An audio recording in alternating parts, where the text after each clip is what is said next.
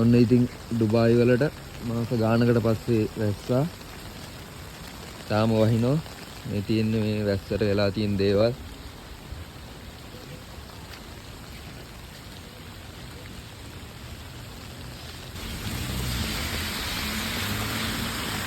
වාහන වලට වෙලා තියෙන දේවල්. මේ තැන සෑහෙන කාලයකට පස්සේ ඩුබායි වලට ඩුබායි මේ අබු ඩාබි වලට වැහපු ලොකුම වැස්ස වෙන්නේ නැති.